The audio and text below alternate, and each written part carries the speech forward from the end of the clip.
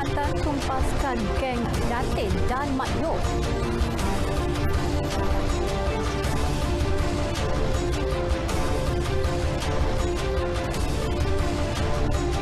Calonkan Kuching sebagai bandaraya kreatif usaha pragmatik.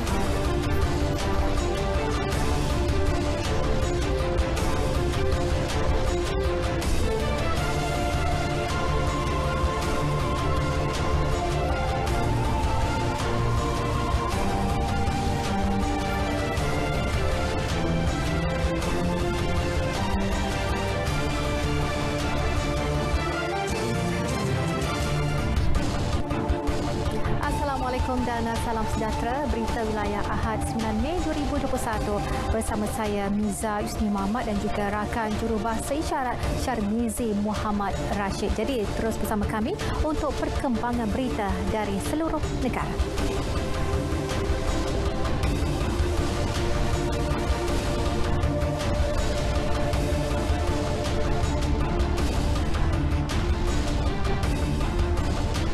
Dan saudara, seperti biasa lintas langsung negeri kami mulakan dengan Sarawak bersama Firdaus Arashi Idris. Fokus utama dari Bumi Kenyalang hari ini, pencalonan Kuching sebagai antara bandaraya kreatif dan Sabah pula mengenai larangan rentas daerah dan negeri demi mengekang penularan jangkitan COVID-19. Pencanya kita akan bersama Nur Hazimah Radik. Dan sementara itu di Pulau Pinang pula bersama Syarmila Rastam dengan paparan utamanya SOP pengurusan menghadapi krisis dan bencana dalam negara akan dikaji semula PDRM. Dan akhir sekali Melaka dengan fokus persiapan Aidilfitri sederhana dengan pematuhan SOP mencegah penularan COVID-19. Paparannya bersama Nurul Ashikin Abdul Halim. Jadi terus setia bersama Berita Wilayah.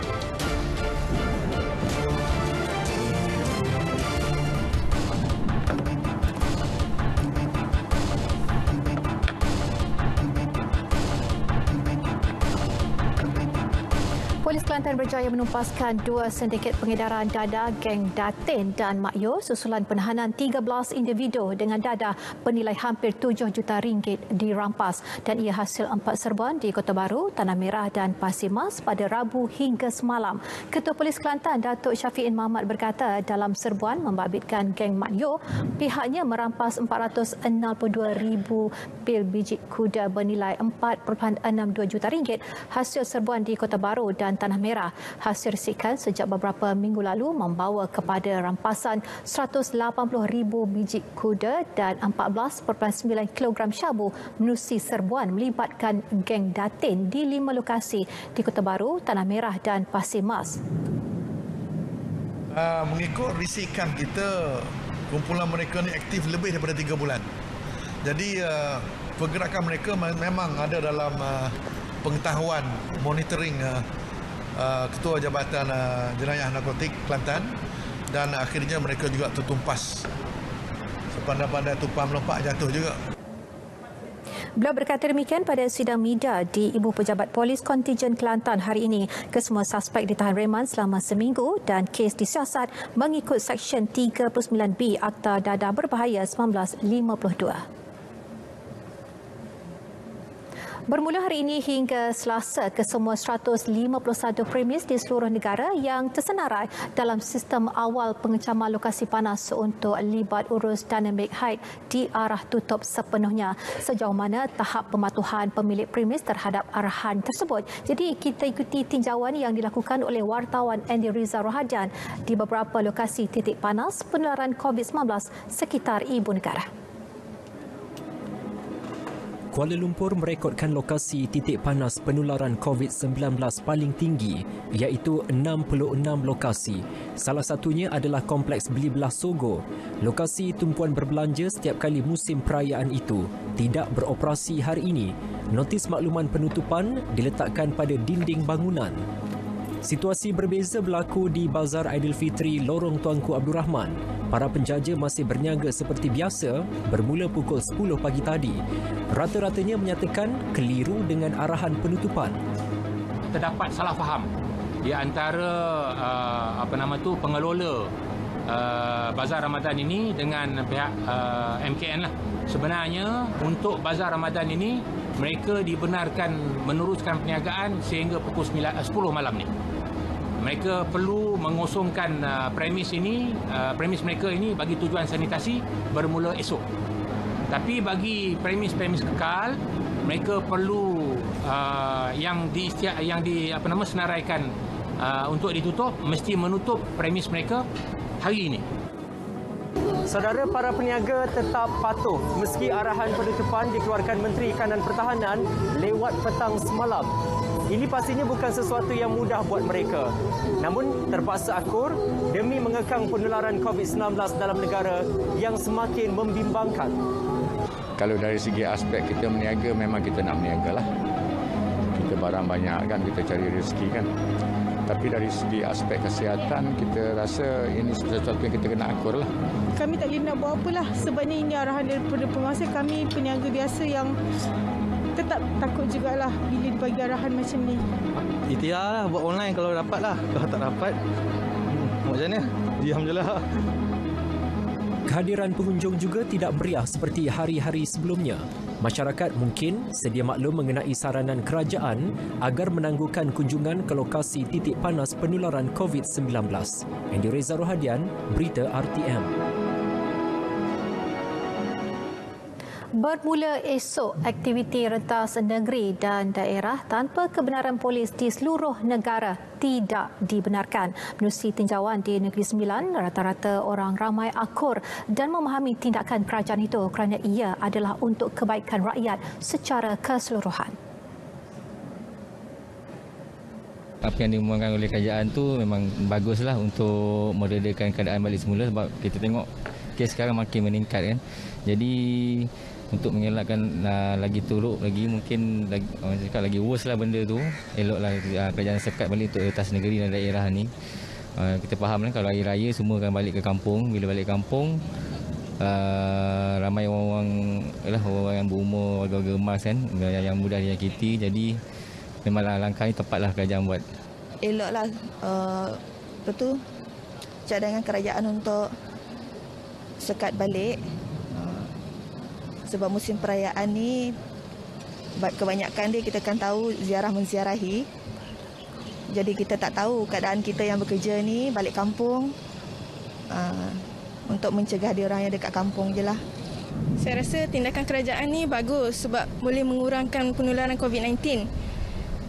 Lagi satu, rakyat Malaysia boleh faham kot kenapa kalau kerajaan ambil tindakan macam ni, sebab boleh mengurangkan kes COVID-19 ni.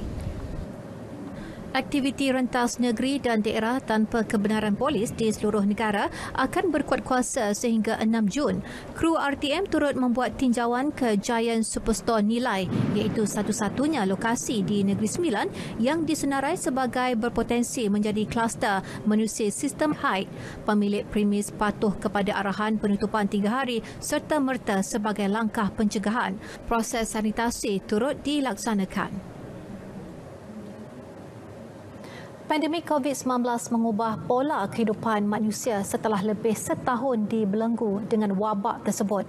Penganjuran Bazar Aidilfitri yang sebelum ini dianjurkan di seluruh negeri telah dihadkan kepada beberapa kawasan sahaja bagi mengawal penularannya. Dan ini termasuk Bazar Aidilfitri Dataran Senawang Negeri Sembilan yang dilaksana dengan pematuhan SOP yang ketat kerana berada di bawah pelaksanaan Perintah Kawalan Pergerakan Bersyarat PKPB. Walaupun perniagaan dalam situasi norma baharu, ini tidak serancak sebelum ini. Peniaga bersyukur masih berpeluang meneruskan perniagaan. Sebagai penganjur, kita amat bersyukur kerana kami Badan Pertubuhan Kebajikan Terkini Negeri Sembilan secara tidak langsung dapat membantu peniaga-peniaga berniaga di saat perniagaan banyak tutup di Malaysia ini. Jadi peluang yang ada diberi ini kami gunakan sebaik mungkin. Kalau ikutkan perasaan memang rasa happy lah. Sekurang-kurangnya dapat juga berniaga kan. Dapat juga cari hasil untuk menyambut bulan puasa ni kan, dengan pendapatan yang walaupun tak semacam dulu, yang macam-macam sebelum-sebelum ni, tapi Alhamdulillah lah. Dalam pada itu, pengunjung juga lega dapat mencari keperluan Aidilfitri dengan lebih mudah, namun berharap orang ramai mendapatkan pelindungan diri dengan suntikan vaksin agar pandemik ini dapat dikawal. Pengunjung masih ramai juga walaupun kita dalam keadaan norma baru. So, saya berpendapat supaya saya memberi pandangan supaya lebih ramai lagi rakyat Malaysia kita untuk mendapatkan suntikan vaksin supaya kita lebih selamat. So maknanya tak perlu takut. So far SOP di Bazar Aidilfitri yang saya lihat memang mengikut SOP, dan cuma berharap semua rakyat Malaysia akan mendapatkan suntikan vaksin untuk kita semua dilindungi daripada pandemik COVID-19. Yang di-Pertuan Agong Al-Sultan Abdullah Riayatuddin Al-Mustafa Billah Shah dan Raja Pemansuri Agong Tunku Hajah Azizah Aminah Maimunah Iskandaria mengucapkan selamat Hari Ibu kepada golongan berkenaan. Ucapan dizahirkan baginda menerusi muat naik di Facebook Istana Negara dan turut menyampaikan ucapan sama Perdana Menteri Tan Sri Muhyiddin Yassin dan isteri Puan Sri Nuraini Abdul Rahman. Cekal. Itu yang dapat digambarkan golongan yang memegang status ibu tunggal. Menggalas tanggungjawab besar sebagai ketua keluarga sudah pasti memberikan satu cabaran dan menuntut kesabaran yang amat tinggi. Kita ikuti laporan yang telah disediakan oleh Noralia Ramli. Mungkin pada pandangan umum, perpisahan merupakan satu perkara yang menyesakan. 10 tahun bergelar ibu tunggal membuatkan Cik Rosnina Muhammad Nurulaini kini lebih cekal membesarkan 5 cahaya mata. Suami pun tinggal kakak tu tak ada gapo lah, cuma tinggal anak, jadi kak kira nak apa ni, nak besarkan anak ni semua kerja kat buat. Ikut orang lah, macam kerja situ orang kata kerja sini, memang kak kerja belakang lah, macam pagi sampai petang tu kat kerja cashier, kadang-kadang ada shift, kadang-kadang lama, lepas tu petang tu buat pula kerja sambil Demi memastikan anaknya hidup lebih selesa, beliau bangkit dengan memilih keusahawanan sebagai kerjaya sejak awal tahun ini dengan menghasilkan produk minyak herba semula jadi selepas menghadiri kursus keusahawanan yang dianjurkan Universiti Malaysia Kelantan. Pada sebelah pagi, beliau akan menghantar produknya kepada pelanggan selain turut memasarkan produk tersebut secara dalam talian. Manakala pada waktu malam, beliau akan meluangkan masa bersama anak-anak. Kak rasa walaupun duit tu tak banyak, jadi macam kopi. Rasa perlu ya banyak duduk dengan anak-anak. Jadi produk ni bukan buat hari-hari. Jadi kak buat stok kat atas-atas. Jadi banyak perlu duduk dengan anak-anak. Jadi banyak masa, penuh masa lah dengan duduk rumah ni, banyak masa. Boleh pantau anak-anak, buat kerja sekolah ke apa. Menurut Cik Rosnina, golongan ibu tunggal seharusnya tidak lemah, malah harus bangkit walaupun diuji dengan kegagalan rumah tangga. Ini kerana keutamaan sudah pasti untuk membesarkan anak-anak demi masa depan mereka. Kepada Umi, selamat Hari Ibu. Terima kasih kerana jaga orang selama ni, membesarkan orang. Bagi anda yang masih mempunyai ibu, limpahkanlah kasih sayang anda kepada mereka kerana pengorbanan mereka sangatlah besar dalam membesarkan kita sehingga berjaya. Kasih ibu membawa ke syurga. Selamat Hari Ibu, Noralia, RTM. Tanggungjawab melatih anak-anak berpuasa di awal usia mereka bukanlah tugas yang mudah, apatah lagi kepada anak istimewa. Meskipun demikian, ibu tabah ini, Ustazah Nordiana Alwi, tetap gigih mendidik anaknya, Muhammad Iman Azhar, 8 tahun, seorang kanak-kanak istimewa untuk berpuasa penuh pada bulan Ramadan. Ikuti laporan wartawan Mazrona Kalinggalan.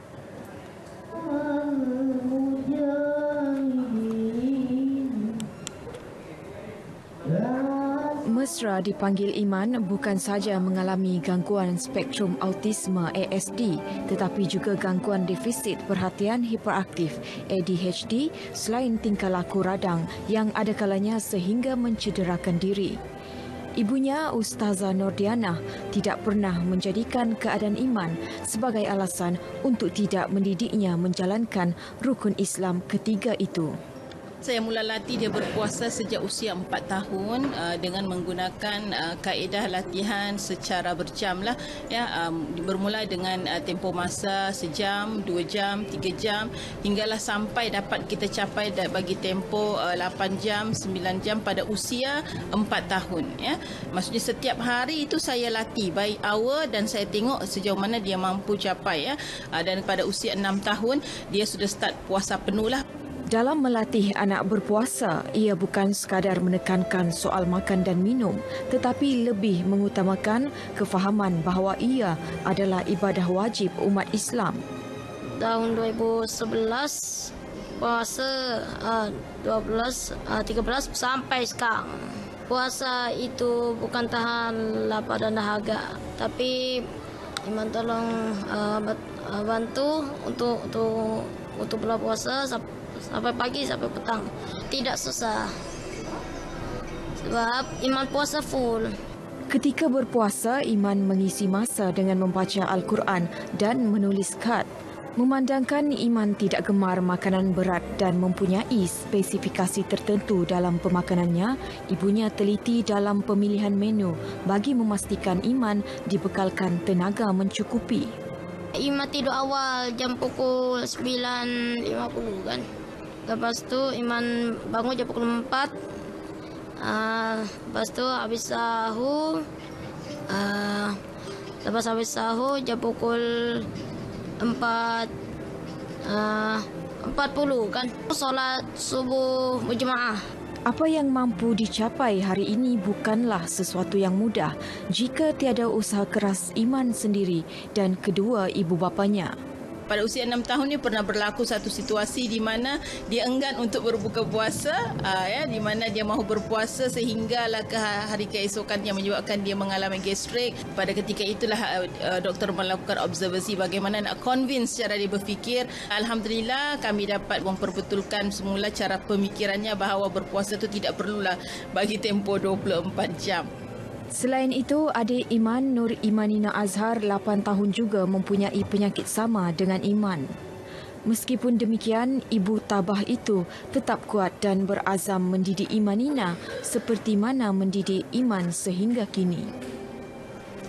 Jika ibu yang normal turut berhadapan cabaran dalam mendidik anak menjalani ibadah puasa seawal usia, ini kan pula ibu kepada anak istimewa ini. Namun ia tidak menjadi penghalang buat Ustazah Nordiana memastikan anaknya menjalani ibadah puasa sama seperti yang lain. Kuncinya, jangan mudah berputus asa. Mazrona Kalinggalan, Berita RTM. Sebelum ke lintas langsung negeri-negeri, kita ikuti dahulu laporan cuaca semasa oleh Jabatan Meteorologi bersama-sama pegawainya Farha Abdul Halim. Silakan. Assalamualaikum dan selamat petang kepada semua penonton. Kembali bersama Map Malaysia untuk laporan cuaca pada petang ini. Kita lihat terus kepada paparan carta angin. Rantau negara kita pada ketika ini menerima tiupan angin dari pelbagai hala dengan kelajuan yang perlahan iaitu antara 10 hingga 20 km sejam. Dan ini berikutan dengan pembentukan awan aktif yang menyebabkan ribut peti semasa monsun peralihan ini dan dijangkakan keadaan litupan awan hampir menyeluruh di seluruh rantau negara kita. Keadaan hujan dan ribut petir yang berterusan berlaku sejak dari awal petang tadi melibatkan beberapa tempat di negeri-negeri pantai barat semenanjung Malaysia, termasuklah di pedalaman negeri Pahang, negeri Kelantan dan juga Terengganu ini dijangkakan akan berlanjutan sehingga ke awal malam nanti. Untuk negeri Sabah dan Sarawak pula, hujan dan ribut petir yang sedang berlaku di beberapa tempat melibatkan bahagian pedalaman pantai barat dan juga Kudat negeri Sabah serta di bahagian pedalaman negeri Sarawak ini masih lagi dijangkakan berpotensi akan mula reda menjelang malam nanti. Kita perhatikan kepada model hujan yang menunjukkan keadaan situasi sekarang. Hujan dari ribut petir yang sedang berlaku di hampir keseluruhan tempat di seluruh rantau negara kita. Namun demikian, menjelang jam 10 malam nanti, keadaan hujan telah pun reda dan keadaan cuaca adalah tiada hujan bagi kebanyakan tempat di seluruh rantau negara kita. Sekian saja informasi cuaca untuk kali ini. Kita teruskan kepada paparan ramalan hujan bagi bandar-bandar utama di seluruh Malaysia sepanjang malam nanti. Saya Farha Halim. Assalamualaikum.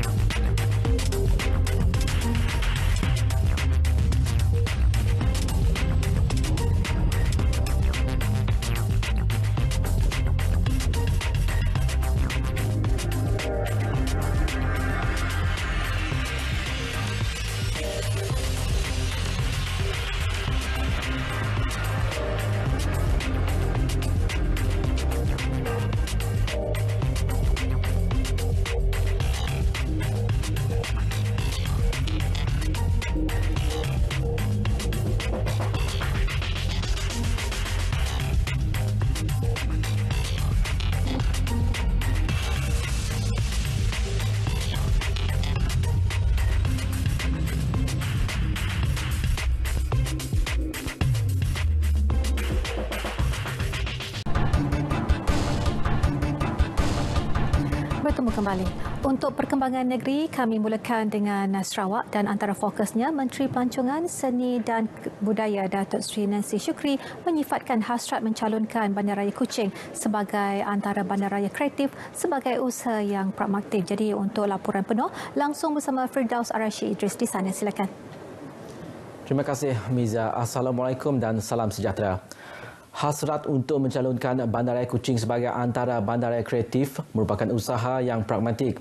Menteri Pelancongan, Seni dan Budaya (MOTEK) Datuk Seri Nancy Shukri berkata ia bakal memberi impak positif terhadap pembangunan sosio-ekonomi tempatan sekaligus meningkatkan visibiliti dan imej positif kepada Malaysia dan Sarawak khususnya di pesada antarabangsa. Menerusi kenyataan media, Datuk Seri Nancy Shukri berkata dengan kepelbagaian menu warisan dan hidangan berasaskan etnik menjadikan Bandaraya Kuching pilihan utama untuk diangkat sebagai bandaraya kreatif kategori gastronomi. Selain itu, ujar beliau, kekayaan biodiversitinya yang mempunyai pelbagai tumbuhan herba yang boleh dijadikan sebagai sumber makanan dapat memberi nilai tambah kepada bandaraya ini untuk diangkat mewakili Malaysia. Ke arah itu, MOTEK dengan kerjasama kerajaan negeri sedang dalam usaha mengangkat Bandaraya Kuching untuk diiktiraf dalam jaringan Bandar Kreatif UNESCO UCCN di bawah kategori gastronomi. Datuk Seri Nancy berkata UCCN merupakan inisiatif yang diperkenalkan UNESCO pada tahun 2004 iaitu objektif utamanya adalah memupuk inovasi dan kreativiti sebagai pemacu ke arah pembangunan bandaraya lestari. Jelasnya terdapat 7 kategori utama bandar kreatif yang telah digariskan oleh UNESCO iaitu ilmu dan kesusteraan, filem, muzik, reka bentuk, kraf dan seni tradisional, gastronomi dan seni media. Sementara itu, beliau mendedahkan MOTEK juga telah memperuntukkan RM5 juta kepada Kampung Budaya Sarawak SCV bagi menaiktaraf infrastruktur dan memantapkan kedudukan SCV sebagai tarikan pelancongan budaya utama di negeri ini. Lebih banyak badan bukan kerajaan, NGO dan syarikat korporat diseru untuk memperluas bantuan kepada setiap golongan memerlukan di seluruh negara. Menurut ahli Dewan Undangan Negeri Adun Batu Kitang, Loh Kee Chang, menyedari adanya golongan kurang bernasib baik yang masih memerlukan bantuan. Melalui usaha sebegini, diharap dapat meringankan beban golongan tersebut. Loh Kee Chang menambah dalam masa negara berdepan pandemik COVID-19, ramai yang terkesan kerana sektor ekonomi turut mengalami kemerosotan ketara. Justeru, sumbangan kecil daripada golongan tersebut pasti dapat membantu golongan sasar meneruskan kelangsungan hidup. Beliau berkata demikian dalam program Yayasan Dakwah Islamiah Malaysia Yadim Peduli Bantuan Ramadan di Dewan Kampung Bunga Rampai Bau. Dalam majlis itu, bantuan Yadim diberikan kepada 30 orang penerima daripada 6 buah kampung iaitu Kampung Bungai Rampai, Kampung Batu Kitang, Kampung Batu Kitang Jaya, Kampung Keranji, Kampung Lidah Tanah dan Kampung Bukit Pancur. Sumbangan yang disampaikan berupa barangan keperluan harian dan duit raya. Turut hadir dalam program itu adalah Pengarah Yadim Sarawak, Awang Dolhari Awang Mat. Bermodalkan hanya RM450 bantuan bulanan orang kurang upaya OKU daripada Jabatan Kebajikan Masyarakat JKM. Siapa sangka rezeki Kamal Razali atau senang dikenali sebagai Mokmal kini semakin luas dalam bidang perniagaan borong. Beliau kini memiliki 2 buah kedai yang terletak di Kampung Pulau Hulu, Kuching. Kekurangan diri bukan penghalang buat Mokmal 33 tahun untuk berkecimpung dalam perniagaan sejak tahun 2010, apatah lagi beliau mendapat sokongan dan dibantu ahli keluarga khususnya dalam menguruskan barangan di kedai miliknya. Beliau yang mempunyai kesukaran untuk bertutur memaklumkan pada permulaannya perniagaan yang dijalankan hanyalah secara kecil-kecilan. Ibunya, Jamayah Ridwan, kagum dengan kecekalan Mokmal dalam menjalankan perniagaan, malah sedia membantu memandangkan pergerakan Mokmal yang agak terbatas. Alah, mantuknya dulungnya buka kedai lah apa nak. Yang mas-masnya nak. Macamnya nak mandi, nak pergi seni tandas sini nak. Sebab kakinya lemah. Ambil lah ngurusnya. Pada mulanya, Mokmal mempunyai sebuah kedai runcit yang diusahakan di rumahnya sendiri. Lama-kelamaan dengan sedikit keuntungan yang ada, beliau menyewa sebuah lagi kedai yang tidak jauh dari kediamannya yang dijadikan sebagai kedai borong, pakaian serta wangian dengan bantuan adik-beradiknya. Sambutan setakat tu meriah lah. Sampai malam nang banyak customer dia datang beli kasut, beli biskut, beli pewangi, baju, macam-macam. Menjelang musim perayaan yang bakal tiba, pembelian amat menggalakkan dan turut mendapat tempahan secara dalam talian. Mokmal memberitahu anggaran keuntungan sebulan hampir RM2,000 dan beliau juga berharap suatu hari nanti dapat mempunyai sebuah kedai yang lebih besar untuk meneruskan perniagaannya. Hampir sebulan menjalani ibadah puasa. Menjelang beberapa hari lagi, umat Islam di seluruh dunia bakal menyambut kedatangan Syawal. Sama ada beraya di bandar atau di kampung halaman, persiapan seperti membeli barangan keperluan mula dilakukan. Bagi keluarga Hasfazilawati Hasbi, ia merupakan tahun kedua tidak dapat balik beraya bersama keluarga di kampung halamannya di Sibu. Untuk raya biasa-biasa, raya Al-Qadar, janji kita meraihkan kemenangan hari raya pertama bersama keluarga dengan anak-anak terdekat lah. Jadi persiapan kami biasa-biasa saja. Tiada seperti tahun-tahun yang sebelum tu macam-macam tiap hari nak beli barang. Ujarnya, beliau sekeluarga membeli pakaian untuk anak-anak secara atas talian bagi mengelak bersesak di pasaraya. Manakala Nurlela Abdullah yang ditemui pemberita RTM juga memaklumkan beliau hanya meraihkan Aidilfitri bersama keluarga terdekat dengan berpandukan prosedur operasi standard SOP yang ditetapkan. Tentang tetamu kita terpaksa ngikut SOP. Kita nerima macam anak kita kata 5 kan, kita mula jadual sejam ke dalam sehari sejam bagi seorang, 5 anak 5 jam. Sementara itu, tinjauan kru RTM di beberapa lokasi tumpuan pengunjung di sekitar Jalan Piramli mendapati keadaan agak terkawal dan pengunjung juga dilihat mematuhi SOP yang ditetapkan. Sekian berita dari Sarawak. Kita kembali bersama Miza di Angkasa Puri. Silakan. Baik, terima kasih Firdaus. Penduduk diseru patuh SOP, larangan rentas daerah dan negeri, bataskan risiko jangkitan, dan itu antara fokus dari negeri di bawah bayu. Perbincangannya kita akan bersama Nur Hazimah Radik di sana. Silakan. Terima kasih Miza. Assalamualaikum dan salam sejahtera. Seramai 38 daripada 50 peserta program Jom Sihat Anjuran di Mount Kinabalu dengan kerjasama Pusat Khidmat Parlimen P180 Keningau berjaya menyempurnakan misi menakluk Gunung Kinabalu. Menariknya, peserta ekspedisi yang diketuai Timbalan Ketua Menteri yang juga Ahli Parlimen Keningau, Datuk Seri Panglima Dr. Jeffrey Kitingan bersama isteri Datin Seri Cecilia Edwin mengenakan pakaian tradisi ketika pendakian bagi mempromosi Pesta Keamatan. Datuk Dr. Jeffrey berkata ekspedisi ini seiring dengan tema sambutan Pesta Keamatan tahun ini, keamatan tanpa sempadan demi kedamaian dan keamanan.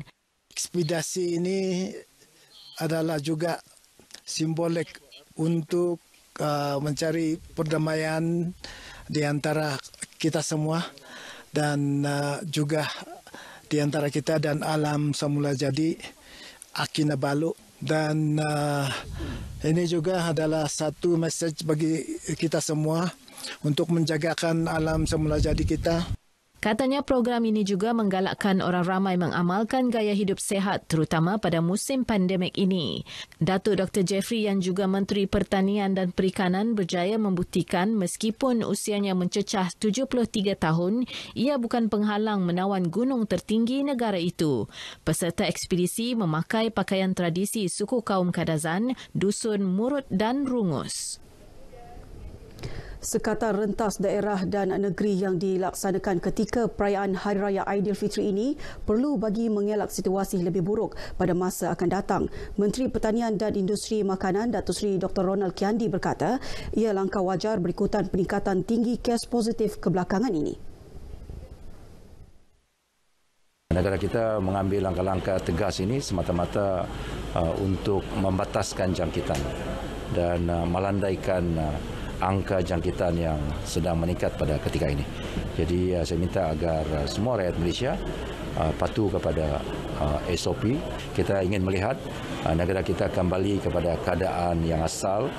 Datuk Ronald turut mengingatkan rakyat agar tidak leka terhadap pematuhan SOP ketika aktiviti ziarah keluarga terdekat yang dibenarkan pada sambutan Aidilfitri ini.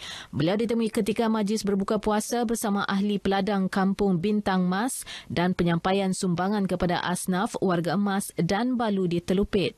Majlis turut menyaksikan Datuk Ronald yang juga Naib Presiden Bersatu menerima 200 borang kemasukan parti dari cawangan Kampung Bintang Mas, Kampung Ulu Sapi Sapapayau dan Kampung Sungai Sapi. Pihak pengurusan masjid dan surau khususnya di kawasan luar bandar diingatkan agar sentiasa mematuhi prosedur operasi standard SOP ditetapkan ketika melaksana program dan aktiviti ibadah. Menteri Pembangunan Luar Bandar Datuk Jahid Jahim berkata pematuhan SOP sangat penting bagi mengelak risiko jangkitan pandemik. Apatah lagi ketika bulan Ramadan dan Hari Raya Aidilfitri, umat Islam giat melakukan ibadah di masjid dan surau. Beliau juga menghargai peranan pihak masjid dan surau khususnya pengerusi dan imam yang mewujudkan ruang silaturahim yang harmoni antara masyarakat pelbagai kaum di qaryah masing-masing.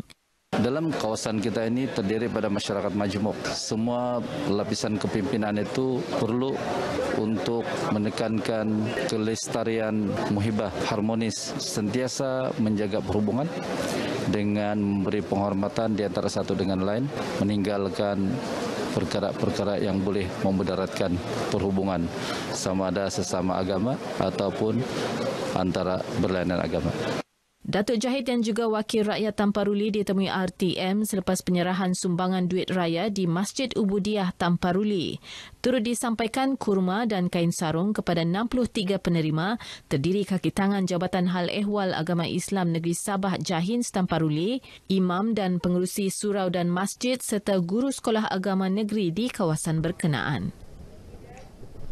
Sementara itu, Masjid Bandaraya MBR Kota Kinabalu pula mengimarahkan Ramadan melalui program shopping raya bersama lebih 40 kanak-kanak. Program dilaksanakan sejak tahun 2012 ini bagi membawa keceriaan kepada anak-anak terlibat termasuk dari keluarga memerlukan mendapat pakaian baharu. Pengerusi MBR Kota Kinabalu, Datuk Abdul Jamal Tun Sakaran ketika ditemui RTM memberitahu kebiasaannya 70 kanak-kanak dibawa untuk memilih pakaian, namun tahun ini seiring norma baharu, jumlah dikurangkan bagi mematuhi SOP. Pada hari ini kita bawa seramai 20 orang kerana kita mematuhi SOP dalam pandemik COVID-19 ini, dan yang selainnya kita akan sampaikan di rumah-rumah pada anak-anak yang telah kita kenal pasti. Ibu bapa memang sangat bergembira sebab terpilih anak-anak mereka ini terpilih. Mereka sangat terharu sebab dalam keadaan ekonomi yang sangat gawat sekarang ni, mereka tak mampu nak menyediakan pakaian raya untuk anak-anak. Tiba-tiba masjid menghulurkan sumbangan, membawa anak-anak membeli pakaian hari raya. Yang sangat terharu. Baju saya baju Melayu. Saya pakaian warna oranye. Saya rasa gembira karena saya telah dibelanjakan oleh pihak-pihak Masjid Bandaraya. Saya sangat bersyukur dan berterima kasih sangat-sangat. Kanak-kanak berkenaan datang dari sekitar kawasan masjid tersebut.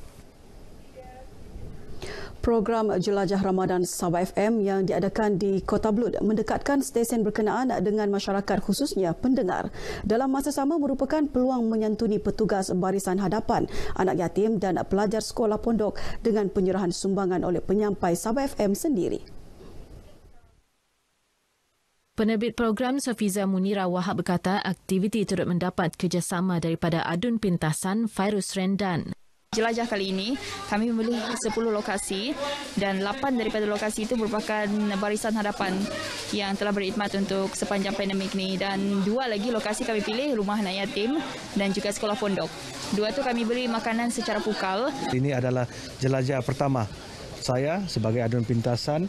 Saya daripada kita dapat membantu anak-anak yatim ini, golongan asnaf dan juga barisan hadapan, kita juga dapat sama-sama merasai turun ke lapangan sendiri Kan? Selain itu kita dapat juga merapatkan silaturahim kita. Terdahulu, pelepasan konvoi disempurnakan Pengarah Bahagian Program Radio Jabatan Penyiaran Malaysia, Malinazia Datuk Muhammad Julaspi dan Pengarah Penyiaran Sabah, Norain Bakir. Sekian paparan dari Sabah petang ini. Sentiasa patuhi SOP kekang penularan jangkitan pandemik COVID-19. Kembali bersama Miza. Silakan. Baik, terima kasih Nur Hazimah. Prosedur operasi standard SOP pengurusan menghadapi krisis dan bencana akan ditambah baik pihak Polis Diraja Malaysia PDRM. Jadi langsung bersama Syarmila Rastam di Georgetown, Pulau Pinang untuk mengetahui butiran yang penuh. Silakan. Terima kasih rakan setugas di Angkasa Puri. Assalamualaikum dan salam sejahtera. Polis Diraja Malaysia PDRM akan mengkaji semula prosedur operasi standard SOP pengurusan menghadapi krisis dan bencana dalam negara.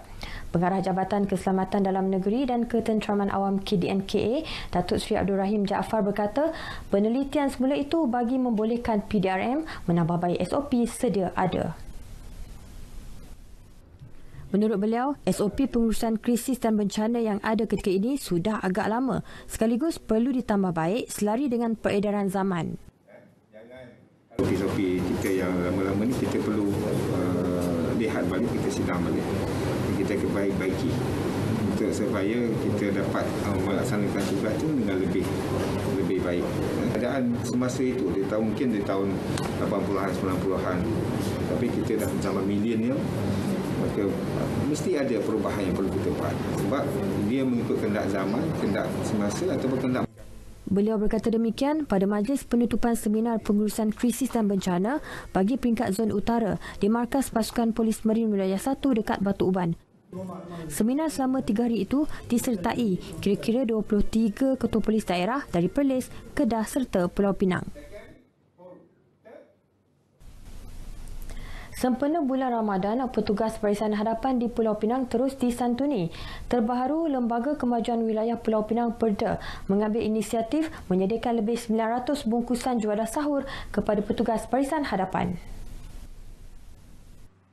Pengerusinya, Khalid Mehtak Muhammad Ishak berkata, program Perda for You Singgah Sahur 2021 itu antara tanggungjawab sosial korporat CSR yang dijalankan pihaknya dan telah dijalankan selama 3 tahun. Malam ni Perda adakan program Perda for You Singgah Sahur 2021. Okay, untuk makluman, program ini adalah acara tahunan yang kita dah laksanakan selama 3 tahun. Cuma bermula tahun lepas dengan tahun ni, kita fokuskan bagi bantuan makanan kepada frontliners lah. Frontliners kita sasarkan Sekatan Jalan Raya, Balai Polis, Balai Bomba, hospital. Beliau berkata demikian selepas menyampaikan sumbangan juadah sahur kepada petugas Barisan Harapan di Plaza Tol Bertam. Program yang melibatkan 2 fasa itu memperuntukkan dana sebanyak RM10,000 hasil sumbangan daripada pihak pengurusan dan kaki tangan Perda. Fasa pertama sudah pun dilaksanakan pada minggu lepas melibatkan petugas Barisan Hadapan di bahagian pulau negeri ini. Bagi fasa kedua, tumpuan diberikan kepada petugas Barisan Hadapan di sekitar daerah seberang Perai Utara, seberang Perai Tengah dan seberang Perai Selatan. Aktiviti bersedekah merupakan tunjang utama Persatuan Kontraktor Melayu Malaysia Pulau Pinang sepanjang bulan Ramadan. Tahun ini, kira-kira 50 anggota masyarakat dalam kalangan asnaf, ibu tunggal serta mualaf mendapat manfaat hasil keringat pihak persatuan. Menurut Presiden Persatuan Kontraktor Melayu Malaysia, Datuk Muhammad Fazil Hassan, tumpuan bantuan kali ini melibatkan 5 daerah di Pulau Pinang, terutama di daerah Barat Daya.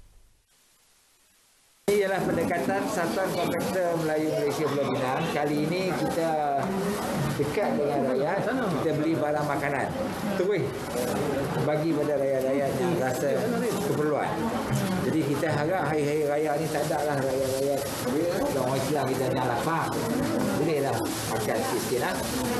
Walau dalam masa yang sama kontraktor ni kita cari makan, kita cari projek, cari makan, kita kena ingat rakyat-rakyat yang besar. Kita sama, kita kongsi seorang sikit lebihan dia. Bagi golongan marhen, khususnya mualaf, bantuan yang diterima umpama rahmat buat mereka ketika bulan Ramadan. Ya, alhamdulillah yang gembira lah dapat bantuan yang untuk orang mualaf. Kita macam susah lah dia. Kadang macam mana kata dah, dah sangat tolong hati dah.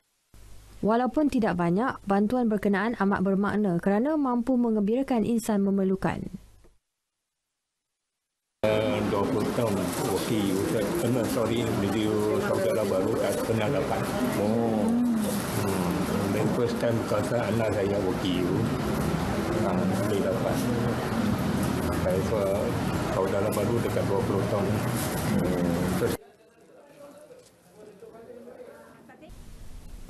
Dengan itu, sekian paparan berita wilayah dari Pulau Mutiara.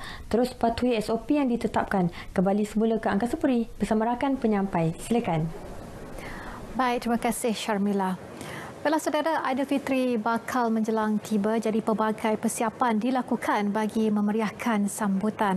Di Melaka, walaupun dalam mood PKPP, ia tidak merencatkan orang ramai, terus membuat persiapan. Jadi untuk paparan penuh, kita langsung bersama Nurul Ashikin Abdul Halim. Silakan. Baik, terima kasih. Menjelang sambutan Hari Raya Aidilfitri yang bakal tiba beberapa hari saja lagi, orang ramai sudah mula melakukan persiapan. Walaupun disambut dalam norma baharu berikutan pelaksanaan Perintah Kawalan Pergerakan Pemulihan PKPP di negeri ini, ia tidak menghalang orang ramai untuk tetap meriah meraihkan Hari Kemenangan Umat Islam itu. Tinjauan RTM mendapati rata-rata orang Melaka hanya melakukan persiapan ringkas selain memastikan ia tidak melanggar prosedur operasi standard SOP yang ditetapkan. Persiapan raya macam biasa je, macam walaupun COVID ni kan PKP ke, tapi kita nak juga tukar baju baru kan. So anak-anak pun at least untuk raya pertama pun dah okey dah. Tu je lah. Kalau yang lain-lain tu biasalah. Kuih pun kita buat jugalah sikit kan. Persiapan untuk pagi raya pun macam biasa, tetap kena masak ketupat rendang juga kan. Tahun ni syukur pada Ilahi berbanding dengan tahun lepas. Persiapan hari raya walaupun keadaan sekarang PKP, tapi masih kita sempat boleh merayakan, boleh shopping berbanding dengan tahun lepas. Jadi terima kasih juga kepada kerajaan negeri, kerajaan pusat dan kerajaan negeri, memberi kelonggaran sedikit. Jadi kalau kita ikut Alam Melaka, alhamdulillah lah kan. Kita tengok ada kelonggaran sikit lah daripada segi SOP dia. Bukan SOP lah, ada apa dia? Daripada peningkatan COVID Jadi alhamdulillah lah. Jadi Melaka pun apa yang kita dapat pasti kita tengok pelawak-pelawak yang datang mengikut SOP lah yang diorang patuhi. Jadi kalau kita pergi kat supermarket pun susah juga nak masuk. Pasal diorang banyak baris kan. Dekat luar baris, kat dalam nak masuk baris kan. Jadi kita ambil pendekatan mudah, kita datang kat Peringgit ni. Diberi kebenaran untuk pulang ke pangkuan keluarga tercinta pastinya memberi 1000 makna kepada para pelajar institusi pengajian tinggi. Bagi penuntut di Universiti Teknikal Malaysia Melaka UTM, peluang itu digunakan sepenuhnya untuk melepaskan rindu kepada keluarga selepas hampir 2 bulan tidak bersua muka. Ketika ditemui RTM, rata-rata mereka meluahkan rasa gembira dan sebab kerana berpeluang meraihkan baki Ramadan bersama keluarga di kampung halaman. Perasaan saya happy lah sebab dapat balik jumpa family, dapat luangkan masa dengan family raya nanti. Dah dekat 2 bulan tak balik. Hampir-hampir 2 bulan lah. Suka sebab ingatkan tak boleh balik. Lepas tiba-tiba macam boleh balik, rasa excited. Teguh isi borang semua nak balik. Dalam 2 bulan lebih. Saya seorang je yang belajar luar. Yang di kampung. Memang rindulah. Rindu semua. Nak cakap mak dengan ayah memang dah tak ada. So kita orang tinggal adik-beradik je. So macam perasaan tu memang tak tahu nak cakap apa lah. Sebabnya memang tak dijangka boleh balik pun. Memang dia cakap awal dengan adik-beradik memang tak dapat balik. Tapi bila dah dapat ni happy gila lah. Dalam pada itu, ada segelintir penuntut memilih untuk tidak pulang kerana pelaksanaan Perintah Kawalan Pergerakan PKP di kawasan kampung mereka selain tidak mahu merisikokan kesihatan ahli keluarga. So saya decide tak balik lah sebab tempatnya barulah PKP. First saya tak balik kampung saya sebab kat kampung saya ada orang tua, so saya takutlah dia terjangkit COVID-19 sebab dia mudah terjangkit kat orang-orang tua. Okay, yang kedua saya nak sambut Hari Raya dekat UTM. Buat sekarang ni saya dah collect data kat kediaman. Ramai juga yang tak balik sebab majoriti kampung-kampung dia PKP. Kira-kira 652 penuntut UTM dihantar pulang menggunakan bas secara berperingkat bermula 7 Mei hingga 10 Mei 2021 ke 4 zon seluruh Semenanjung iaitu Pantai Timur, Tengah, Utara dan Selatan. Ini pula khusus untuk pendengar-pendengar radio Malaysia Melaka FM. Sempena sambutan Aidilfitri tahun ini, pelbagai program disusun Melaka FM bagi memeriahkan lagi sambutan perayaan itu. Antaranya program Ceria di Aidilfitri iaitu sebuah program yang berkonsepkan hiburan secara santai serta temu bual bersama artis-artis tempatan dan penyampai-penyampai Melaka FM. Penerbit program Syarizad Abu Bakar berkata penggambaran yang dijalankan di sebuah rumah Melayu kampung moden itu menyerlahkan lagi suasana perayaan di kampung dengan menampilkan keunikan rumah Melayu Melaka. Yang mana Ceria Aidilfitri ini adalah lagu ciptaan saudara Hasri Hassan, Ketua Kombo Melaka FM, dan juga lirik ditulis oleh saudara Wan Rehan dan dinyanyikan oleh DJ Melaka FM sendiri. Manakala untuk rakaman yang kedua pula diadakan adalah untuk program Hari Raya. Sepada dengan sambutan Hari Raya, kami menjemput 4 orang artis tempatan di negeri Melaka. Program akan ditayangkan di laman Facebook Melaka FM pada Hari Raya pertama bermula jam 2.30 petang dan boleh didengari di radio Melaka FM. Baik, paparan itu mengakhiri berita dari Melaka. Ingat, sentiasa patuhi SOP bagi mengekang penularan COVID-19. Kita kembali ke Wisma Berita Angkasa Puri.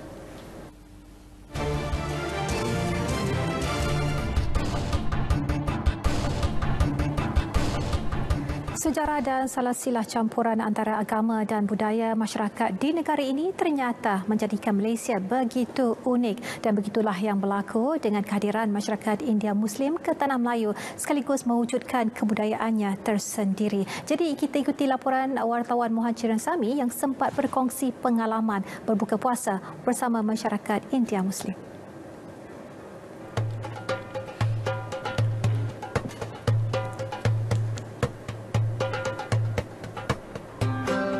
Masyarakat India Muslim tiba ke Tanah Melayu pada awal abad ke-10 sebagai pedagang dari India telah menandakan bermulanya penempatan masyarakat tersebut. Kehadiran mereka dari India bukan sahaja daripada aspek ekonomi tetapi membawa masuk tradisi yang masih kekal ke hari ini. Apabila kita memperkatakan mengenai juadah masyarakat India Muslim di negara kita, saya boleh katakan bahawa sebahagian besar daripada mereka pilihan makanan adalah sama seperti masyarakat India di negara kita.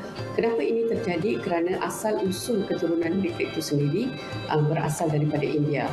Mungkin saya boleh pecahkan mereka kepada 2 etnik yang terbesar, iaitu pertama adalah Malbari. Malbari ini dia berasal daripada Kerala dan sebahagian besar daripada mereka ini berada di Johor. Manakala satu lagi etnik ialah Rauter. Rauter ini dia berasal daripada Tamil Nadu dan sebahagian besar daripada mereka berada di Pulau Pinang. Bagi keluarga Datin Sri Zaliha Ismail, berbuka puasa dengan hidangan makanan tradisional India adalah amalan yang tidak harus dilupakan, termasuk makan menggunakan daun pisang. Hampir semua makanan tradisional masyarakat India akan dihidangkan termasuk manisan sebagai pencuci mulut.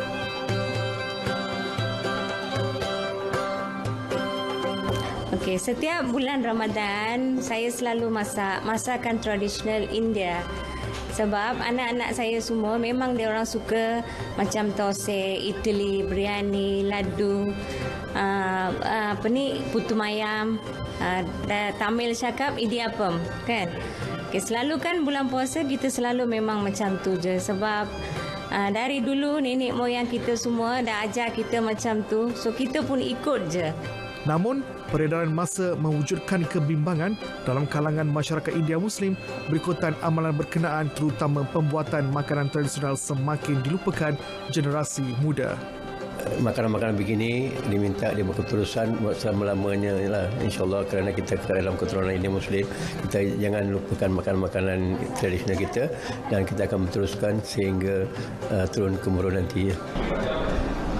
Amalan berbuka puasa dengan makanan tradisional masyarakat India merupakan amalan turun-temurun oleh masyarakat India Muslim di negara. Jika anda dapat lihat di atas meja saya ketika ini, ada vade, ada latu, ada idli dan juga makanan kegemaran yang paling disukai oleh masyarakat India Muslim ialah nasi biryani. Namun wujud persoalan, apakah adat ataupun kebudayaan turun-temurun ni, iaitu berbuka puasa dengan makanan tradisional masyarakat India ini diteruskan oleh generasi baru? Itu menjadi persoalan, apakah ia akan menjadi separuh daripada sejarah masyarakat India Muslim di negara ini. Muhammad Cina Sami, Berita RTM. Ibu, engkaulah ratu hatiku. Terima kasih tak pernah terhenti untuk kasih yang tiada penghujung. Walaupun tak terbalas, budi yang dijunjung. Terima kasih buat semua wanita bergelar ibu dan sebagai tanda kasih kepada ibu dan keluarga. Sama-sama kita patuhi SOP bagi mencegah penularan COVID-19. Dengan itu, Assalamualaikum dan salam hormat.